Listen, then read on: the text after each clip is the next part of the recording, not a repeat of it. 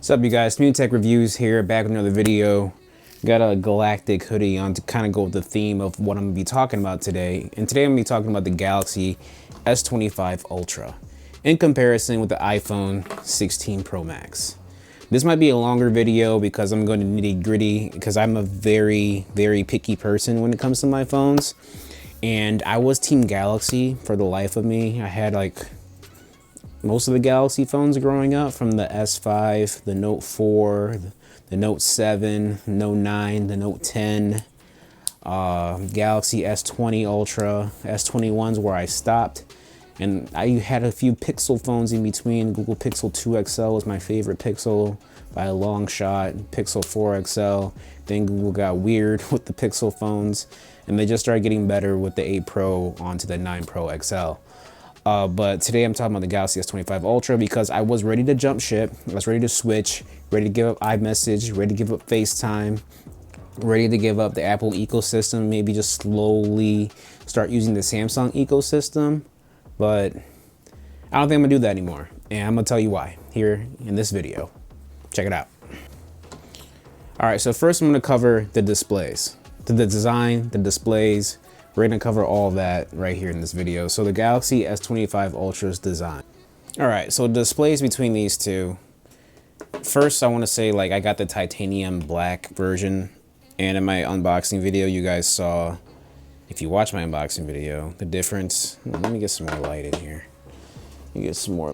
All right, so the design between these two have a lot of differences. First, I wanna start with the titanium black. I got titanium black for both.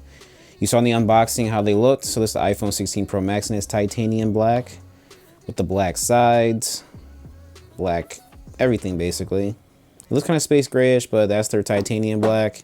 And here's the titanium jet black from the S25 Ultra. You see it's got this little boxy design with the rounded corners, a little rounded. I haven't had S20 or Galaxy phone since the S21 Ultra. So here we have the titanium black sides, and this is an online exclusive version basically. So you have the power button here on the right side, volume rock on the right side. As you can see on the Galaxy, there are no other buttons. Here's the 5G antenna, or the antennas for millimeter wave. You have the S Pen at the bottom. You have a speaker grill right here. Then you have the USB-C port right here. A SIM card tray. You don't have this on the iPhones anymore, but you do still get a SIM card tray for easy SIM swap. Instead of doing the complications of eSIM, you can still easily swap out SIM cards, which is very nice. I wish Apple would bring that back. Hate that they went eSIM only. Hate that they got rid of the headphone jack. But hey, it is what it is. I'm glad Galaxy and Samsung did not follow Apple's direction when it comes to getting rid of the SIM card slot, because they tend to copy Apple. And you'll see in a little bit in the video how Apple and Samsung have a lot of similarities. So you have the black camera rings right here, which I know by the time this video comes out, Jerry Rig Everything's done a video showing that this can easily pop off, but we're not doing that in everyday life, so no need to worry about that. It's a very beautiful phone. It's a beautiful phone. It's a nice titanium black. How does it compare to the iPhone 16 Pro Max's version of black? Let me know in the comment below.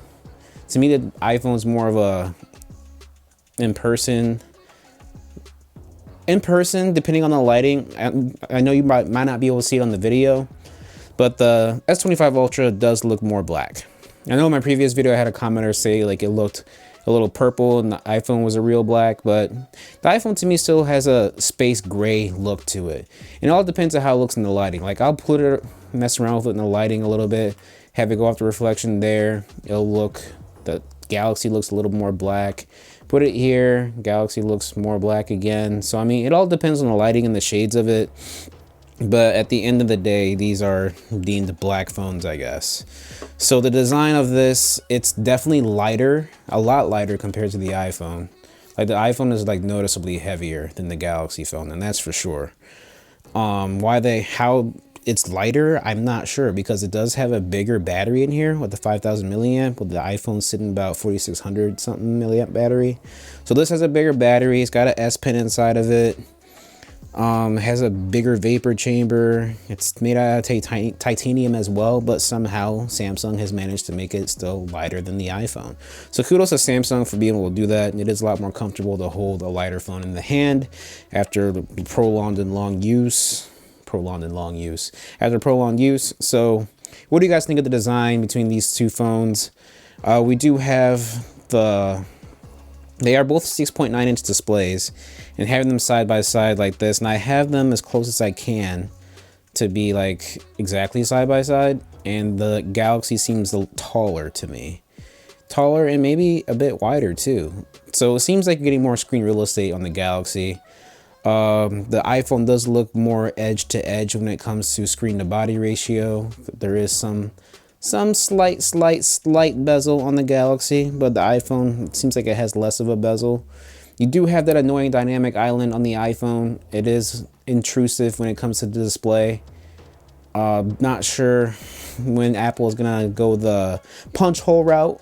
If they can get Face ID to be under the display, that'd be great, but you don't have that technology yet, it seems. So the punch hole cutout is very nice when you're consuming media, watching shows and all that. You get more screen real estate. It seems more immersive compared to Dynamic Island, which does have its use case, but Samsung actually has their own version of their Dynamic Island called the Now Brief, and it usually is the bottom of the screen right here is where you find it, but they also have other things at the top left of the screen I'll show you in a little bit, if I can find an example that Apple probably could adopt as well. But I do like how Samsung handles notifications here in display, and I'll get in that in a little bit when I talk about the display overall. But the design of the phone, which design do I prefer? I've always preferred the design of the Galaxy phones. To me, I do wish they handled the background of my dog here a little better. I kind of like the always on display implementation of the iPhone better. But nonetheless, when it comes to the design, I do prefer the Galaxy because it does weigh a little less. I do like the punch hole cutout versus the long dynamic island, which pretty much was the notch put into the screen, basically. And capture button, camera control button. I have grown fond of using the camera control button as a quick toggle to the camera. I have been fond of using the action button as a quick access to ChatGPT. I've been going back and forth to Gemini and ChatGPT and changing what I want to use because of certain things going on in the world, but nonetheless, they're both, I won't get into it. Anywho, I do wish Galaxy has some like action buttons as well, because I do like having, I don't know, it's more of a classy design, I guess, the less buttons you have, but I have grown fond of having like the quick toggle, the quick action button, the quick toggle, the camera button, camera control button to have easier access to the camera, quicker access to the camera. So that's my cover of design. What do you guys think about the design of the phones? Leave a comment below. Now we're going to talk about the displays of the two phones. Be real quick since I kind of already covered it a little bit, but onto the displays. All right, so let's talk about the displays of these phones. So the display of these phones, they're a bit different, no pun intended. So this display on the iPhone has a 10-bit display. I'm sure you guys have heard of it from some other reviewers. And the Samsung still has an 8-bit display. It's funny and ironic to me because Samsung supplies Apple with their displays, but yet they gave Apple a 10-bit display which outputs more colors and gave themselves an 8-bit display which outputs less colors than 10-bit. So you won't notice this, like if you're an everyday consumer, like you won't notice this or probably care at all, to be honest. But to me, I mean, that matters to me a little bit because if you're video recording and you know you're recording 10-bit HDR video, you want to see it in its entirety in 10-bit, and you'll be able to do that on the iPhone. That Samsung can record in 10-bit HDR now, 422 color and all that jazz. But when you record it on here and just view it back, you're viewing it on an 8-bit display, which technically means you won't be able to see all the colors. And granted, maybe the human eye can't see all those colors, but you're still getting better quality, to me at least, in specs on the iPhone. And with these being about the same price point, and I think the Galaxy is a tad bit more expensive, I would go the iPhone when it comes to that regard, when it comes to display. However, Samsung does do a little better with the display when it comes to this punch hole cutout. Like, notice how the background on here is a little dark at the top so you can barely see it. So it looks like a full screen, honestly. From this perspective, it looks like a full screen display. Apple, however, despite having that black background on top, you can still see the dynamic island, which is pretty intrusive when it comes to consuming media. So the iPhone supports Dolby Vision. So like if you're watching Netflix shows that support Dolby Vision or Disney Plus shows that support Dolby Vision, you'll be able to watch things in Dolby Vision. It supports Dolby Atmos as well. Samsung supports Dolby Atmos, but it does not support Dolby Vision. It does support HDR10 Plus, but not Dolby Vision. And Dolby Vision is deemed, I guess, technically a little better than HDR Plus. I mean, I notice a difference when I'm watching things like on the Apple TV or the Sony TV where they support Dolby Vision versus like watching something like PS5 where it's just HDR10 Plus. I notice the difference between the two, and I do prefer the Dolby Vision because it gives you that more cinematic, as the director intended type of look, which is technically like my preference of things. And I know this is going to come down to personal preference at the end of the day when it comes to both these devices. But to me, I would prefer, honestly, I do prefer, if I'm watching stuff and I didn't care about 10-bit and all that other technical jazz, and I'm just an everyday person just wants to watch things on the full display, I'm gonna go with the Galaxy, hands down. Because when you're watching like TV shows or like my YouTube videos, or that hopefully you guys are subscribed to watch and all that stuff, like if I'm watching a video like this, like it looks like a full screen. The little punch hole cutout is not interfering with the media that I'm watching, and it's not intrusive, it's not distracting. You can barely see it right there. And we'll get into the speaker test here in a little bit, here in the speakers. So let me go to YouTube again and go back to my video that you guys were seeing on the Galaxy. So let me turn up the display. So obviously you can see the punch hole or the dynamic island is very intrusive. It's very intrusive. Podcast microphones, professional microphones with USB-C connection, XLR. And the Galaxy right now is a little brighter. Let me make sure all brightnesses are the same. Beneficial to you, and we're very cost effective for getting started with your content creation and having a nice quality microphone to do that. So today I'm collaborating with them once again. It's not sponsored, but they are sending this out. So to when I have them both on max brightness, the Fifine M9 wireless, it looks like to me, in my perspective, that the iPhone is a little less bright actually, unless it readjusted itself. Nope. So even with the display set to natural on the Galaxy S25 Ultra, you can tell my skin looks different. So let me catch up the Galaxy to where this is. So I don't know if you can tell from like looking at it from this perspective, but the Galaxy S25 Ultra gives my skin a bit more color because it's a more saturated display. Even having it on natural mode, the iPhone is a little bit flatter. So I'm not sure which one's more accurate, honestly. I feel like the iPhone's a bit more accurate since Samsung has a tendency to saturate its colors.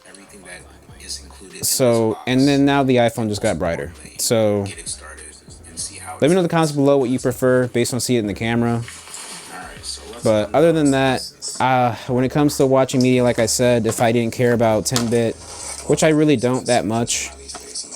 So if I'm going to watch media and things matter to me when it comes to just watching media, I'm gonna go with the Galaxy. The Galaxy has a better display when it comes to that. But if I want to be truly editing video on here and have like the most accurate colors and be able to edit with all the colors, I'll go with the iPhone. Let me know in the comments below what display you prefer. Obviously the Galaxy is better when it comes to aesthetics, and I'll agree to that as well. So next, let's talk about the speaker quality, and then we'll talk about the UI, which is huge. Like the software is the deal breaker usually when it comes to when people want to switch to Android and iOS. Usually the software is where it comes down to this, and we'll get into that in a little bit, but no pun intended again. But right now let's get into a speaker test to test the speaker qualities of these phones. That its battery health degraded all the way down to like 80%, 88%, 90%, and I'm also one of those people who suffer from that, and I'm not sure why that I did. It could be because of my charging habits, but right now the battery health right now is about 87% on my iPhone 14 Pro Max, which will be traded in shortly after I create this video. So let's get into the differences between the iPhone 14 Pro Max and the iPhone 15 Pro Max. Let's talk about it. So one of the main differences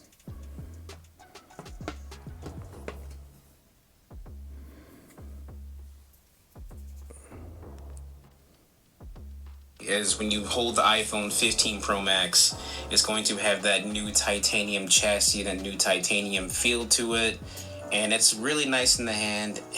We say it a lot of tech tubers say it a lot. It feels really good in the hand, but it really does, because those nice rounded corners now, which is new, nice rounded corners that sits nice on the pinky. So this is, oh, it's gone. Let me do the fingerprint. Play video. Is when you hold the iPhone 15 Pro Max, it's going to have. So this is an example of what I was talking about with the thing that's similar to the dynamic island on the Galaxy phone. We say it a lot of and there's a number of things on here, like say set timer for 5 minutes. Alright, I created a timer that will go off in 5 minutes. Those nice rounded Alright, so now we have that there. Which is new, nice rounded corners that sits nice. Schedule event for today, go to the gym at 2:30 p.m.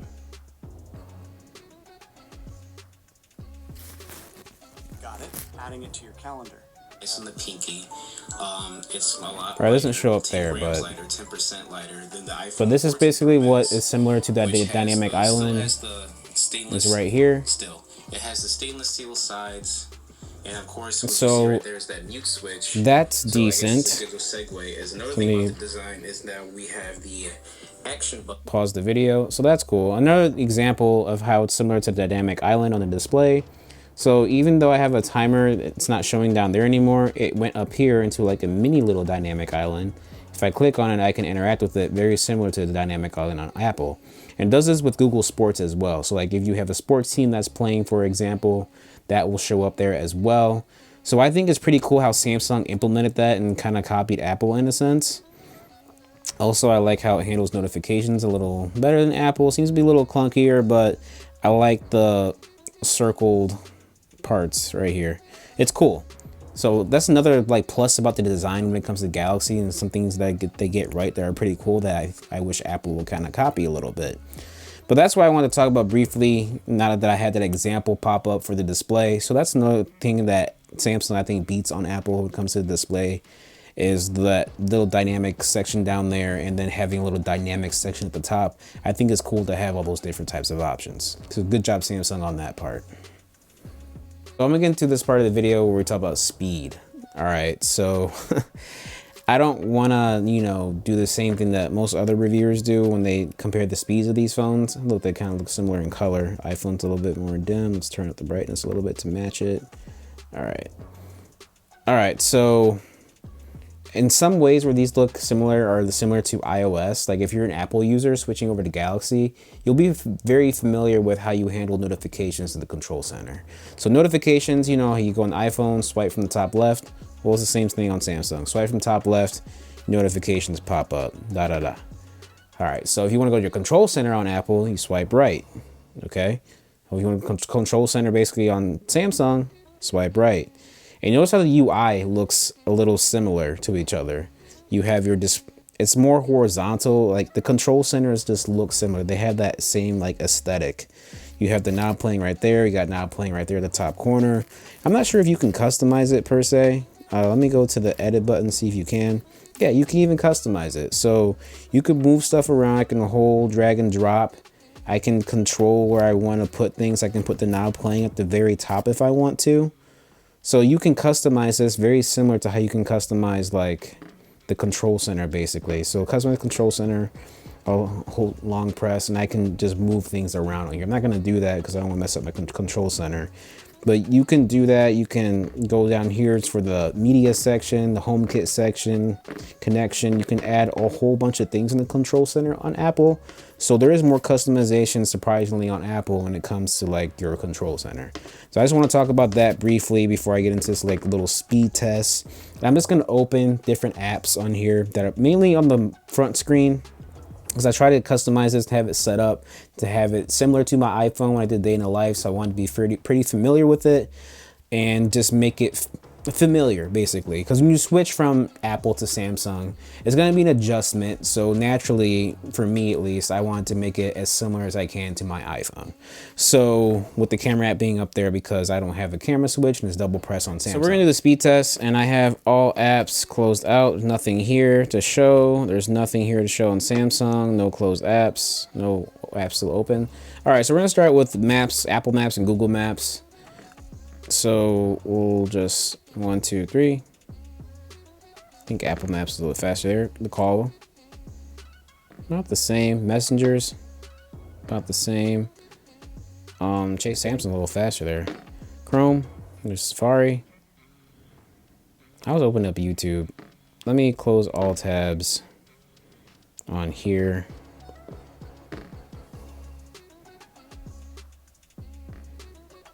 Can you not close all tabs on Safari? Lord. All right, let's try this again. I'm gonna try to clear out Chrome. All right, let's try it again between the two of them, starting from their home pages. 1, 2, 3. All right, let me close all the tabs on here as well. Thankfully, there's a clear all tabs on Chrome. All right, one more time, we're gonna close out Chrome and Safari once and for all. Open from their home pages. 1, 2, 3. Safari, because I mean it doesn't have to load news pages basically. All right, so let's try Mail again. About the same. Let's try Apple Music. About the same. Try YouTube.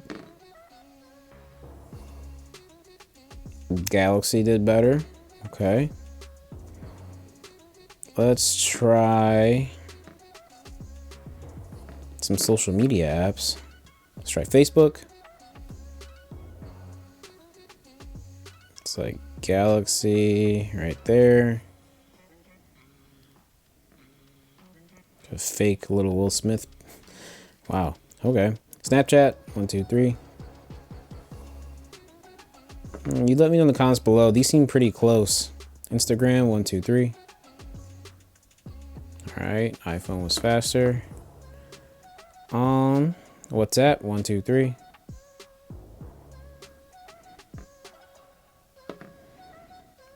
Threads, 1, 2, 3. Samsung. Did we do Instagram? Facebook Messenger, 1, 2, 3. I think it depends on the animation. The animations tend to make things a little slower. Camera app, 1, 2, 3. Photos. Let's try photos and see what happens there. Google Photos on both. 1, 2, 3. Oh, what the heck? Hold on. Close that out. Google Photos. 1, 2, 3. About the same. Let's see how Lightroom opens up. 1, 2, 3. Samsung a little quicker. Photoshop Express. About the same. Black YouTube Studio. About the same. Let's see what else we got. Black Magic Camera. Samsung. Huh. All right. So let's see if any of these have to load again. Nope. Nope. Cut out the Chase app.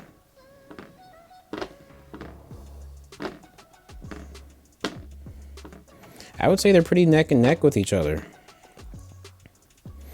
They're pretty fast. Let me know in the comments below what you think. I think the Samsung was faster in most aspects. I think it beat it out in most of these apps. Let me know what you think in the comments below about the speed test between these two. All right. Speaker test is done. Display test is done. Let's talk about the cameras. All right. This is a big deal to me too. The cameras are always a deal breaker for me when it comes to phones. And the Galaxy, I know, wins in zoom, but when it comes to photo processing and video processing, I've always preferred iOS. Google does well, but it's not enough for me. If the Google Pixel 10 had the same specs as the iPhone when it comes to 4K 120, 422 HDR 10-bit video, maybe some Dolby Vision, they improve like their low light capabilities, improve the cutout and portrait mode. If Pixel and Google combined to one phone, that would be the dream for me, because I do prefer Pixel's color science over everything when it comes to these phones.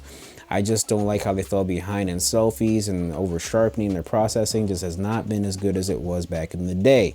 So that's just my rant. If you agree with me, leave a comment below. If you don't, let's talk about it. But I really, really love the color science of the Pixels. Peaked at 4XL for me, and then it got better, it looks like, with the 8 and up. But that's just my opinion. All right, so the cameras on here, we have a wide angle on the iPhone, a pretty big sensor, not sure the specifications of it, but it's a bigger sensor that lets in more light. It's got 48 megapixels. You can shoot in HEIF files, which is a better version of JPEG to me, because it's a lot more information is in there and it's a smaller file. You can shoot in 48 megapixels maximum, and you can shoot in regular standard mode, and it will output a 24 megapixel photo from that 48 and bend it down, which is cool. Samsung has a 200 megapixel sensor on here. Not sure if it's just as big as the iPhones or bigger, but it does let in some decent amount of light for decent low light photos. And we'll get into that here in a little bit in my examples. But it has a 200 megapixel camera. Shooting normal mode, it bends down to 12 megapixels. If you go to Expert RAW, which is a separate camera app in the Galaxy Store, it does output the 24 megapixels, but you have to use the Expert RAW mode on the camera, and you can't just point and shoot. You got to go to the Expert RAW mode to get that 24 megapixels to match the details in the end of the shot. So that's cool. You get a lot of options on Samsung. Like, Samsung gives you a lot more options.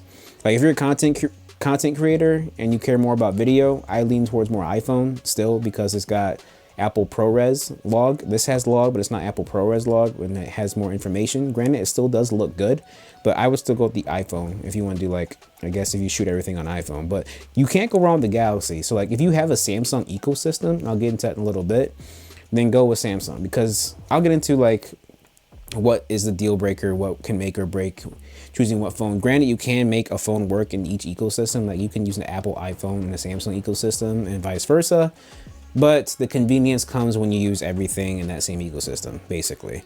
So, all right, I'm ranting. I believe the 3X camera is right here, and that's a 10 megapixel camera, I believe. Correct me if I'm wrong. We have a ultra wide, which has a new camera lens on here, 50 megapixels. I'm not sure if the sensor size is improved, but it should be better in low light, hypothetically. And we still have the 5X 50 megapixel camera on here, which is cool. One thing that I will give Samsung credit for is when you're using the 5X camera, you're using the 5X camera. Apple, for whatever reason, because it thinks it's better, in low light, it will not let you use the 5X camera. You are using the 1X camera cropped in on the larger sensor because it lets in more light, which gives you typically a grainier shot, versus Samsung, which will give you a actual telephoto capture shot. And the aperture is like 3.2, 3.3 or something like that. So it lets in less light than the 50 megapixel on here, which I think has an f-stop of 2.2. I don't understand why Apple does it. So you do have to go into a separate app like Lightroom or Pro Camera or Halide, whatever it's called, to actually utilize the 5X camera. And it will still use the Apple processing, the Apple Fusion stuff or whatever. But I prefer Samsung when it comes to like camera versatility, because you actually are using the 5X camera, and like that's a big gripe. Like, that's annoying. If you're an everyday shooter and you want to do a 5X in low light and you want to use 5X, you don't want to use the main camera and crop in on the sensor like that for a more grainy shot. It doesn't make sense. Apple, please fix that and update or do something about that. Give us an option like Samsung does, where it allows you to use the 5X camera without the software thinking you need to use the main sensor. I'm ranting, but you guys need to know that I think it's important information. All right, then I will have chapter logs. I should have them so you can skip to what's important. All right, so we have 200 megapixel camera, 50/50 and 10 megapixel. We have a 48 megapixel wide sensor, 48 megapixel ultra wide sensor, and 12 megapixel telephoto, which sucks. It doesn't suck, but like, I'm sure they will up the megapixels, hopefully increase the sensor size, because it's not all about megapixels. To me, it's about sensor size at the end of the day, because the sensor size, the bigger it is, the more light it can absorb, and the megapixels is just the details. But if you have higher megapixels with smaller pixels to bring in more light, then I don't know, it doesn't make any sense to me. Larger pixel microns to bring in more light, more information would make sense, and then having a lower megapixel count would output a better photo, but I digress. Sometimes these manufacturers, they think if people hear higher megapixels, that means better photo. That is not always the case. It comes down to the sensor, the image processing at the end of the day. So let's get into some camera photos. I do have some photos that I can compare these with. Before we get into that, I want to talk about the different modes on the camera, actually. So on Samsung, you have more options. So if you look over here, you have photo, you have portrait, you have video, and you have more. And you have a lot more. You have expert raw, which lets you output in 24 megapixels and control shutter speed, ISO, and exposure. And you see up there, you can have 24 megapixels and you can control between 12, 50, and 200. You can go JPEG raw or raw and JPEG. And then you have the different types of focusing meters. So if we go out of there, we have different things we could do. Oh, and you also have an ND filter in here, which is pretty cool. So it has like a software built-in ND filter. It's really cool. Forgot it even has it. You can change like different modes. That's pretty cool. So if you're in a really like bright setting, I like that there's a built-in ND filter. I wonder if iPhone has like an app for that, because they have lots of great apps. All right, so in video mode, you have HDR at the top. You can shoot, or you can toggle on log. You'll have log. And log is basically like a flatter profile. You can't tell in the camera maybe, but it's a flat profile that allows more dynamic range and color information. So when you edit, you can make it however you want it to look by putting a LUT in there if you want. Toggle off that, and we have HDR 10-bit right here. And then you go here, we can shoot in 8K 30. We can shoot in 4K 3060, full HD, and regular HD, which is cool. You have all the options. So we have panorama, we have food mode, which pretty much saturates the colors, make the food look more appetizing. We have portrait video, aka cinematic mode. Dual recording, which is cool. Dual recording basically allows you to record from the back and the front at 4K 30 if you like, or just full HD and an HDR 10-bit, which I think is great. I think this is great. I wish Apple would do this. And right now the video looks great because I have lots of great studio lights on me right now. So we also have more options. Let's go back. We have single take, which basically takes a bunch of photos and videos all at one point. And yeah, it's cool. Hyperlapse, slow motion, night mode, pro video, and regular pro mode right here. So regular pro mode doesn't let you output in 200 megapixels at all. It just does 12 and 50. And you have a timer here, zebras, exposure monitor, all of the stuff that a pro would use basically. But I would suggest using expert raw instead of pro mode, where you can output in 24 megapixels instead. Pretty cool. It's all inside the camera app. Awesome stuff. All right, when it comes to Apple, we are limited. We do have the capture camera button right here. And with the camera button, you can slightly press on it to pick whatever you want to do with it. So we got cameras, zoom, depth, exposure. You slide on here, you have styles and tone. So I'm gonna go back to cameras, half press on that. You can zoom, or you can go back into selfie mode. So you can do all this with the capture camera control button, whatever it's called. And then we can just toggle, start using our fingers, go back. All right, so we don't have a lot of options compared to Samsung. We have cinematic mode. You can do it 4K 30, slow-mo, 4K 120. We have time-lapse. We have video mode, 4K 30, ProRes log. What sucks with Apple, with ProRes log, since it's Apple ProRes, it takes up a lot of file space. So when you toggle it on, it has to free up resources and it'll tell you like the maximum amount of time you have to shoot with it. Samsung doesn't look like it has any limits, which is cool. You have photo mode. You can do ultra wide, 2x and 5x. Portrait mode, you can do 1x, 2x, and 5x. Spatial video, which are capture photo. It's basically for like if you have a Vision Pro. Panoramic mode, and that's it. That's literally it. But if you want to go into pro video mode on your own, you can use the Blackmagic camera and app, and you won't be you won't be limited basically. What is this? What are we on, 5x? So you won't be limited to a certain amount of footage time. It doesn't need to free up resources. You can go in here in the codec and pick H.265 to make the file size a bit smaller.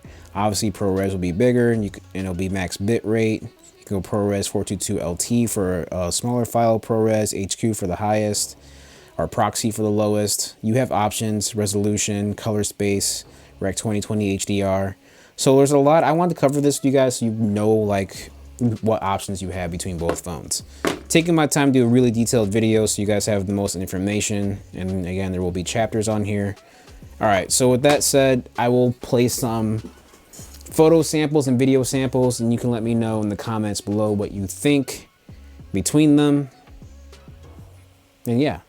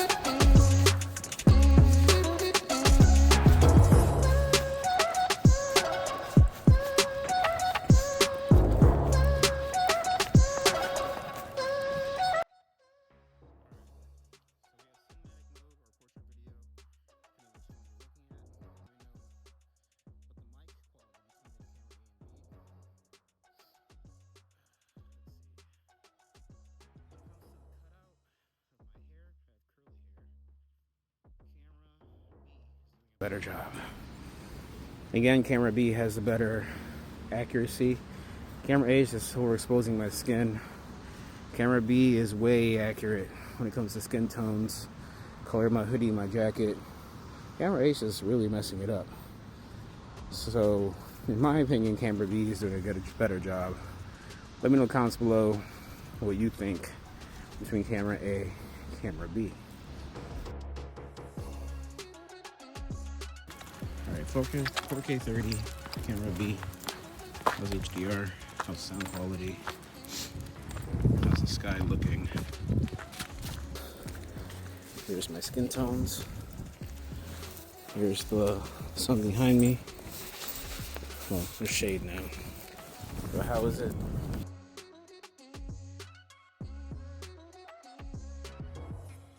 Alright, so software. iOS is running 18.3. We got One UI 7. They're very similar to each other in a lot of ways. If I cover up the island and the notch, you won't be able to tell which is which. So can you tell which is which initially? Probably you can by the way the icons look. But they look and almost feel the same. They're both very fast. Things open up fast. Calls open fast. Messaging app opens fast. Maps, they both open fast. YouTube, they both open relatively fast.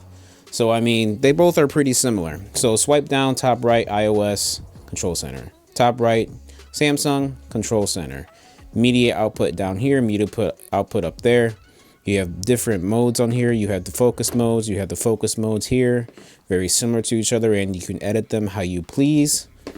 Let's see, apps are pretty similar for the most part. No, actually apps are not similar. They look the same kind of, but the app experience is a lot different in iOS. Swipe all the way to the left, you have the Google Now Play. Swipe to the left here is pretty much just the widgets, which I do kind of prefer. And the widgets again are better on iOS to me, and there's more options. Like for example, I have an Amazon widget right here, which lets me know when my orders are coming, and I can easily access the orders tab and the search tab just by the click of the icon of the widget. Now, I'm not able to do that on the Samsung because there's no Amazon app. So there's less options when it comes to widgets when it comes to the Samsung device. So speed wise, we think we went through that. Apple AirPlay and HomeKit. For my Sony TVs, I have the access to HomeKit. So I can go down here and turn on and off my TVs. I can turn off the office TV right now. I can turn off my smart things right here. I can do all that. On Google Home right here, I do have the option to basically use the assistant, turn on and off the TV, but I can't just press this button to turn it on or off. I mean, I could since I'm connected to the network, but if I'm remote, can't do that. Dynamic Island, good example. Lakers game is happening right now against Golden State. Dynamic Island is showing that off right there. Boom. Samsung, they do that too, but it's not really Dynamic Island. It's like a dynamic notification where it's up there. Tap on it, boom. I get to see the score of the game. Cool. Press the screen. The screen's pretty dirty. We have late night recap, and we have the game down here. So that's pretty cool that we have those options right there, easy accessible at the bottom of the screen. One UI is kind of known for doing that, but other apps are not because of app development. So I guess it shows highlights of the day. So I took some pictures. This is pretty cool. It's different than the boring now brief, evening briefs and morning briefs. So this shows me what I did throughout the day. I took pictures with my dog, went on a walk with my dog, took some pictures with me and my mom. We get the weather, mood check-in, breathing exercise before we go to bed, and YouTube shorts. Nightcap is pretty cool, but the now brief during the morning and afternoon, kind of useless to me, but it is what it is. It's a feature that's there, and it's there. All right, so Apple Intelligence versus Galaxy AI. The party trick that we saw with the Galaxy Note or S25 Ultra is Gemini looking at something in an event and putting it on your calendar. When is the next Lakers game and put it on my calendar?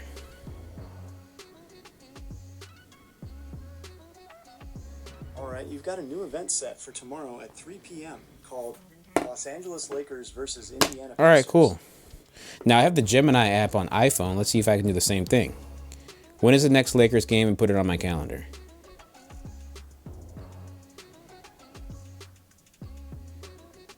Okay, you've got a new event set for tomorrow. Can do that on iPhone too on Gemini. I just can't send the text message and do like the deep integration with the messaging on Google Messages and all that stuff because it's iOS. But Siri with its Apple Intelligence, I think, can do the same thing. When is the next Lakers game? Can you put that on my calendar for Saturday, February 8th at 3 o'clock? Boom, done on Apple Intelligence. Just gotta word it a certain way. If I worded it another way, then it probably wouldn't work. But you were able to do that with Apple Intelligence just the same. Just gotta do a few different word prompts and how you say things. So Gemini is ahead. I mean, it's almost the same, but Galaxy AI does different fun features. So you pull out the S Pen, which no longer has Bluetooth, but they are selling it separately on Amazon. It's already sold out with Bluetooth. So we go to YouTube and we go to one of my videos. On here, we can do this. We can do press this button and we'll do AI select. And then I'll just circle the video and then we will do create a GIF. And then we'll adjust the screen right here and we'll record for 3 seconds and then stop. And then we have a GIF. So I think this is pretty useful, cool feature. I like it. It's pretty fun. You can do different things with it. We do have the it's similar to Playground where it's drawing assist, where you can draw different things. I would just use an image of me right here. And then we can do a 3D cartoon version of me.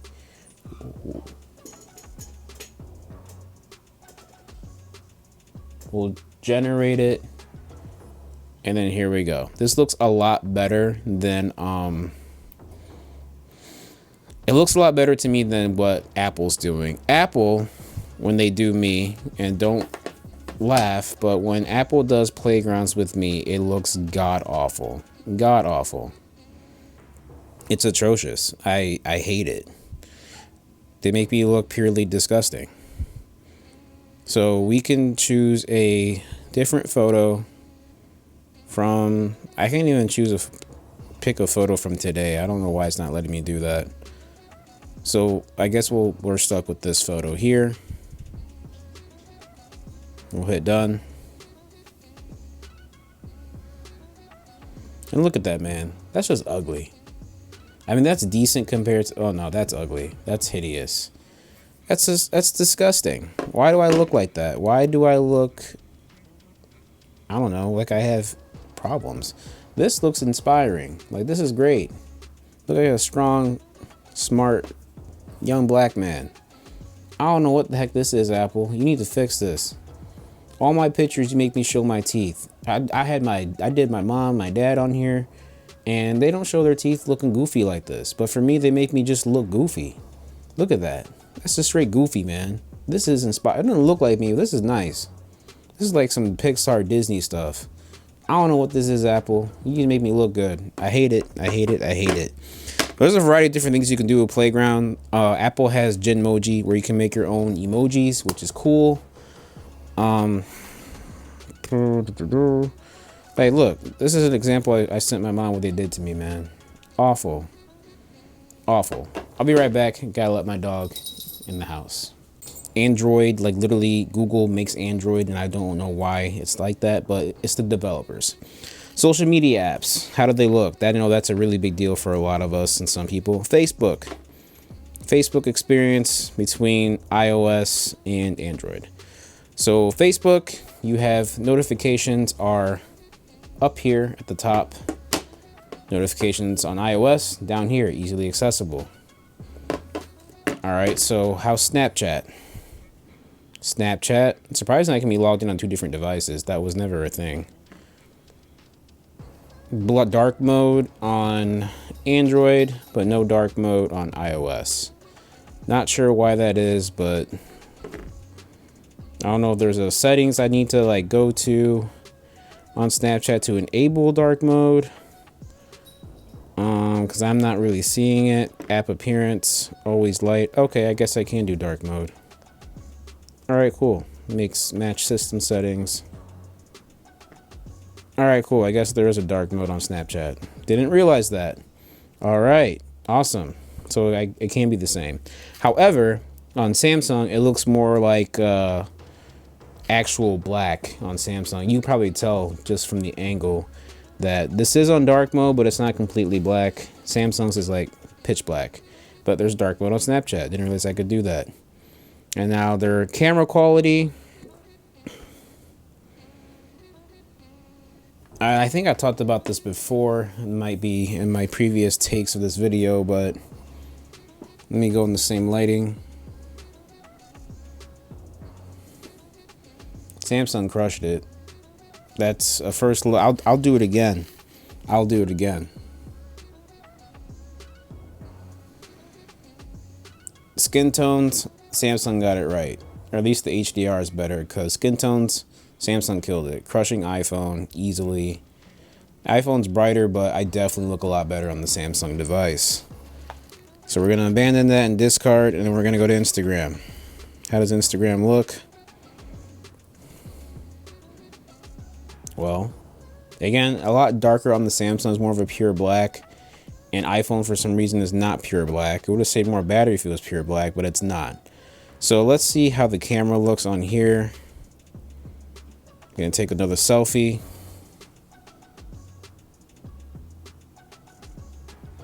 So on the iPhone, it looks like Instagram actually processes like Apple's HDR. So on iPhone, Instagram selfies look a lot better on, Instagram selfies look a lot better on the iPhone versus the Samsung. So it looks like it's actually doing its HDR processing, as opposed to Snapchat, where it wasn't doing HDR processing, which is weird. Because usually all these apps actually use the camera APK and whatnot, but in this case, it's not doing it. Interesting.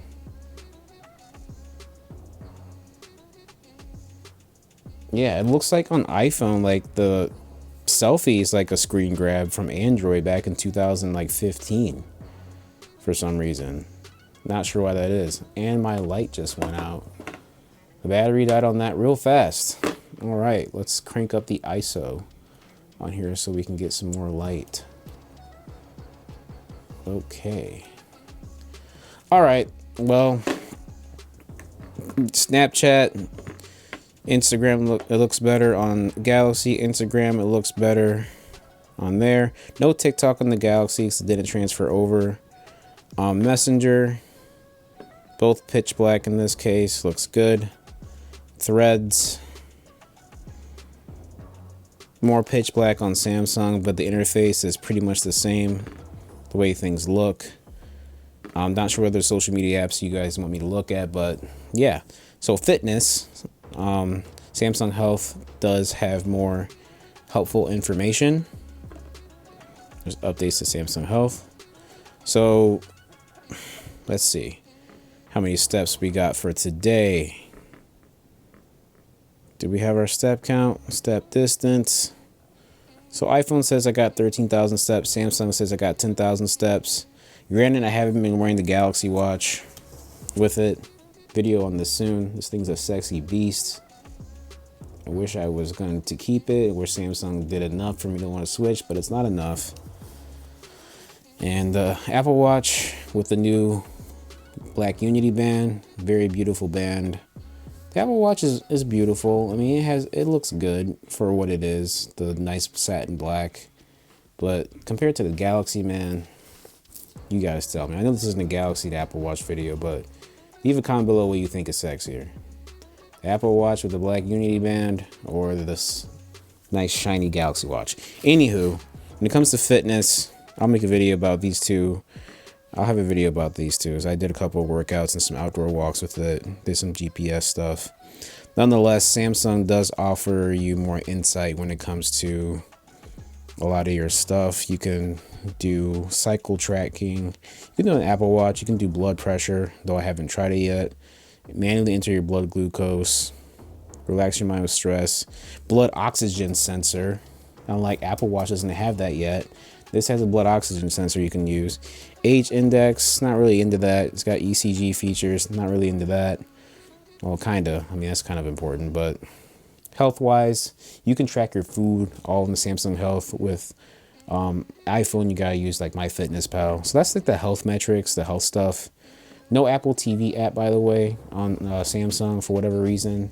And that sucks because I have a lot of stuff in my Apple TV library that I buy movies from. And just, I feel like on iPhone, you can just get the best of both worlds. You can get Google Gemini on the iPhone. You can make it do Google Gemini things and work with your Google Calendar and Google Workspace. And then you have Siri to work with your Apple stuff. Samsung, you can only work with your Android and Google stuff. So I feel like with the iPhone, I get the best of both worlds. And I get to have seamless integration with Mac and iPad.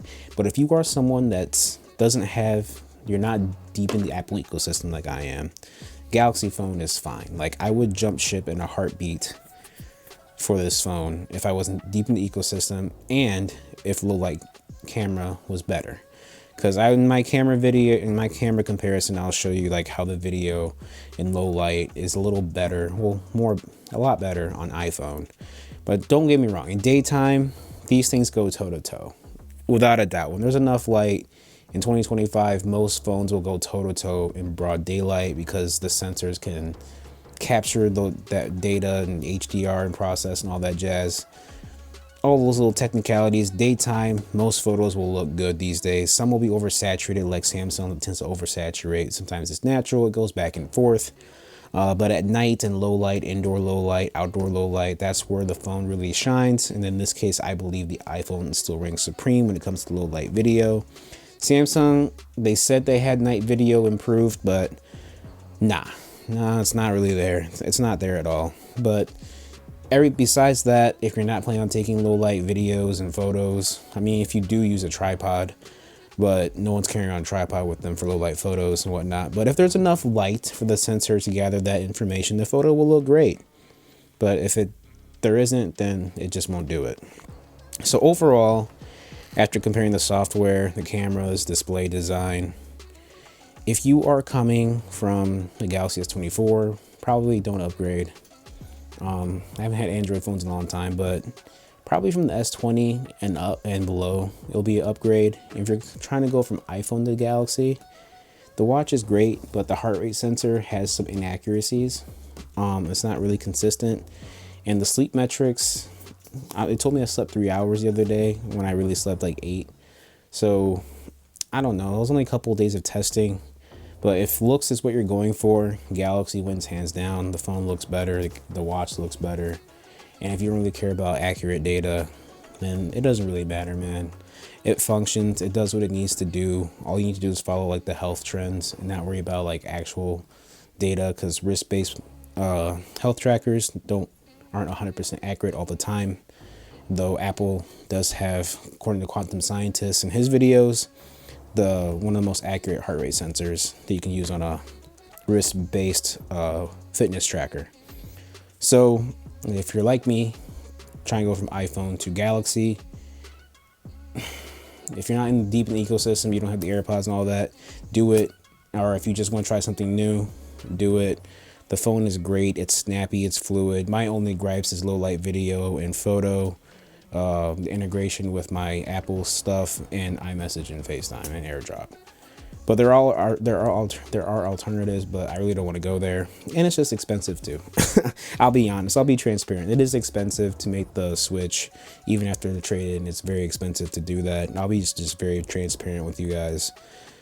The Switch is expensive, even after trading. It's like still $600 for the phone, and I know that might not be a lot to some people, but for me that's a lot, and it's just not the time. Maybe next year. It was pretty close. Leave a comment below. What do you think of these phones? Which one would you use? Let me know in the comment below. It's Team Tech Reviews. Thanks for watching. Peace.